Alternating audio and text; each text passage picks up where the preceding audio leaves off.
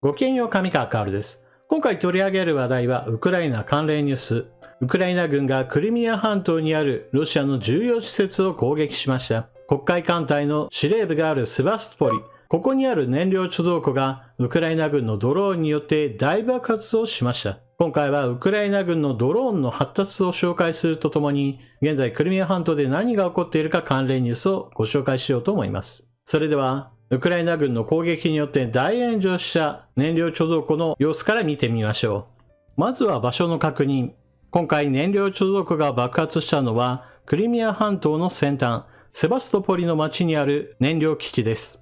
いつも使っている戦争研究所の地図ですから、赤く塗られている部分がロシア軍の占領している地域。前線からは遥か後方の位置にあります。燃料基地の爆発炎上により、大きな黒煙が街のどこにいてもわかるほどに立ち上っています。ロシア側の消火活動は行われていますが、とてもではありませんがすぐには鎮火できるものではありません。当然のように炎上することによって施設は壊滅的な打撃を受けています。ロシア側は今回の燃料貯蔵庫の爆発炎上に関しては、ウクライナ軍によるドローンが突撃して爆発が起こったのだと発表しています。つまり、ロシア軍の防空網をすり抜ける形で重要施設への攻撃が通ったということです。では、最初にご紹介したように、セバストポリは前線からはるかに離れた場所にあります。ここに対する攻撃をどのような手段で行ったのでしょうか。すでに発表されている兵器の中で有力なものをご紹介しましょう。まず第一に、もともと持っていた兵器を突撃させたのではないかという説。こちらはソ連時代に開発されたツポレフ Tu-141 という機体です。本来は無人偵察機なのですが、現代ではこれを突撃ドローン代わりにしたというわけです。飛行距離は1000キロ程度あり、セバストポリにも届くこととなります。もう一つがこちら。もともとは農薬散布用に使われていた小型飛行機のようなドローンです。こちらを軍事用に転用することによってセバストポリを攻撃したのではないかという予測。こちらの方も実際のところどの機体が使われたかについては発表はされていないため確定することはできません。しかし、ウクライナ軍には後方を攻撃するための手段が存在するのも間違いありません。そして今回は燃料貯蔵庫の大爆発を起こしたわけですが、この攻撃の前段には陽動とも言える攻撃がありました。それは水上ドローンによるセバストポリへの攻撃です。こちらの攻撃に関してはロシア当局としては被害はなかったと発表しています。ただし爆発炎上しているらしき光景といったものが住民に撮影されておりインターネット上に投稿されています。このような攻撃を行ったウクライナ軍の水上ドローンどのようなものか動画が公開されています。ボートの形をした水上ドローンです。ご覧のようにかなりのスピードで移動することができ戦場にもすでに投入されています。今回の攻撃に関する動画は公開されていません。ですから、以前セバストポリ港に対する攻撃を行った時、その時の動画を皆さんにご紹介します。暗視装置がないためか、白昼堂々セバストポリ港へと突入しようとするウクライナ軍の水上ドローン。待ち構えるロシア軍艦艇からの銃撃や砲撃を受けて、それらをかいくぐる形で港へ向かっています。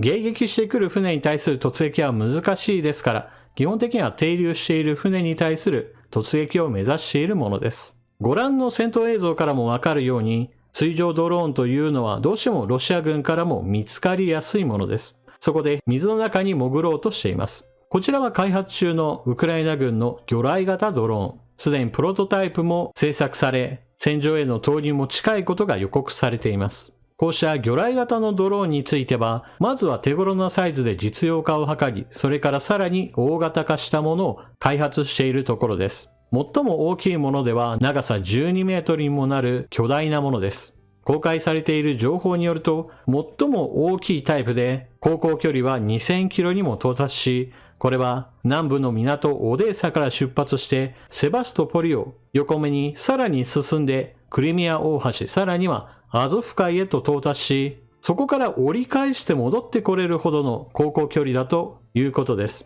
なおこの魚雷型ドローンは潜伏モードがあるために、ある程度黒海のどこかで潜ませておいて、遠隔操作で時期を見計らって攻撃するといったこともできるそうです。ただしこれはあくまでも開発中のものであり、量産されているわけではありません。量産の暁には、ロシア軍の艦隊に対するかなりの脅威となるはずです。では、ウクライナ軍によるクリミア奪還が予告されている状況の中で、クリミアに住む人たちはこれをどう感じているのか関連ニュースをご紹介しましょう。クリミア奪還が近い？家を売り払って逃げるロシア系住民。ロシア・ウクライナ戦争で近々ウクライナ軍の反転攻勢があるとの恐れから、ロシア系住民によるクリミア脱出が加速しているという、ウクライナのクリミア問題を統括するタシェワ大統領代表が国営テレビに出演して述べた。ロシア系住民は2014年にロシアが一方的に併合したクリミア半島をウクライナが奪還しようとすることに不安を募らせているという。クリミア半島ではロシアのプーチン大統領がウクライナへの本格侵攻を開始した数週間後の2022年4月11日以降、テロ警戒レベルが上から2番目の黄色に引き上げられており、ロシア軍はウクライナ軍の進軍に備えてクリミア半島を要塞化している。タシェワは大勢の人が家を捨てクリミア半島から脱出していると発言。これに先立ち、現在クリミア半島には50万人から80万人のロシア人が違法に暮らしていると述べ、ウクライナがクリミアを奪還すれば、彼らはウクライナの法律や国際法に従って国外退去処分となる可能性があると指摘していた。この違法に暮らしているという話は、2014年クリミア侵略以後、ロシア側から移住してきた人の人数だということです。何千人ものロシア人がクリミアから脱出しているため、クリミアの住宅市場は売り一色だと付け加えた。クリミア半島の先住民少数民族、タタール人を支援する団体の代表、イブラギモワは、ウクライナのラジオに対して、ロシア系住民はいずれウクライナ軍がクリミアを解放し、報復を受けるのを恐れている。2022年8月にクリミアのロシア空軍基地が空爆を受けた時も多くのロシア系住民が逃げた。生き延びるため彼らはクリミア大橋を渡った先にあるロシア南部のクラスノダールに逃れたという。まだクリミアに残っているロシア系住民はウクライナ軍が近い将来クリミアを奪還しそうだと見て怯えパニックに陥っているのだとイブラギモワは言う。ゼレンスキー大統領はクリミアを奪還すると宣言しており、2022年8月29日のテレビ演説の中で、ウクライナ軍はクリミアが併合されて以降ずっとクリミア奪還を目標に掲げてきたと述べた。今回の戦争は、ロシアが我々の領土であるクリミアを奪い、東部のドンバス地方をも奪おうとしたことから始まった。だからクリミアの解放によって締めくくらなければならない。さて、記事の中で出てきたクリミアの要塞化についての実例をご紹介しておきましょう。ロシア軍はクリミア半島の至るところにすでに塹壕陣地などを築き始めています。こちらは浜辺に作られた塹壕陣地。上陸作戦を恐れているのか、榴弾砲らしきものも配置されています。こちらは地元の人が撮った浜辺の様子。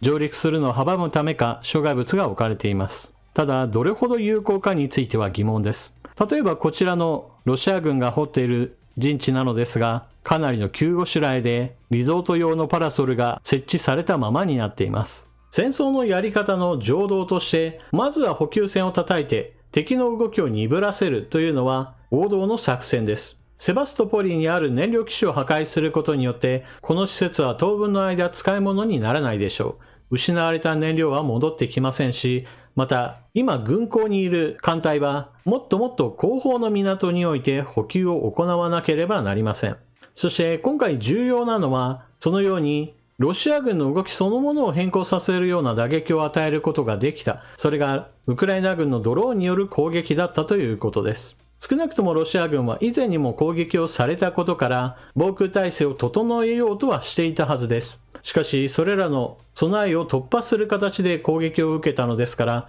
今後はもっと警戒レベルを上げなければなりません。部隊数を増やすのか、兵器数を増やすのか、どちらにしてもそうなのですが、同じような攻撃をもっと他のとこでもやられるかもしれないと考えれば、セバストポリよりももっと前線に近い基地などにおいては、これまで以上の人員や兵器を割かなければなりません。つまり一箇所を攻撃することによってその波及効果はもっといろんなところへと広がってくるわけです。そしてもっと視線を高く見た場合において、セバストポリは前線からはるかに離れた場所です。つまり前線からより後方へと注意関心を引きつけるというのは陽動作戦の一つのお決まりの手です。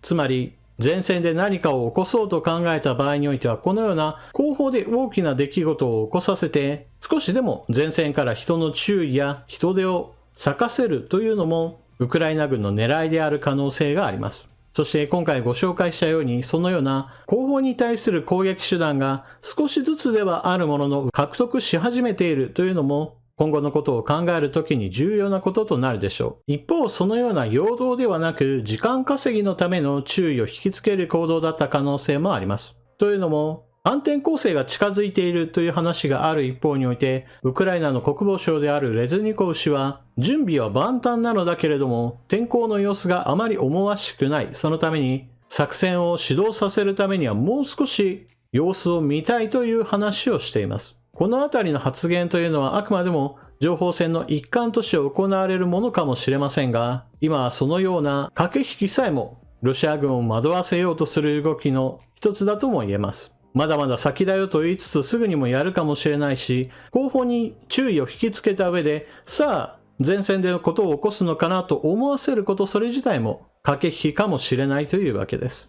なお、ウクライナではこうした本格的な反攻作戦のための下準備として、前線近くにいる住民らに対してウクライナ軍の動向がわかるような動画投稿などはなるべく控えるようにという布告が出されています。これは何も今始まった話ではなく、以前から行われているお知らせなのですが、改めてそのような話が出てくるということは、いつ本格的な反攻作戦が開始されてもおかしくない状況なのだと感じさせるものです。というわけで今回の動画はここまで。ウクライナ軍によるドローンの攻撃によって、クリミアの先端にあるセバストポリの燃料貯蔵庫が大爆発大炎上しています。ウクライナ軍による遠距離攻撃はこれから盛んになるというその走りかもしれませんし、また遠方に対する攻撃を行うことによって前線から目を引き離す陽動作戦かもしれません。これからもまだまだウクライナ戦況には注意が必要でしょう。それでは動画は最後までご視聴いただきありがとうございました。チャンネル登録していない方はぜひともチャンネル登録していってください。そして動画を見よったら評価ボタンのクリックとあなたの感想コメントよろしくお願いします。それでは次の動画でまたお目にかかりましょう。またね。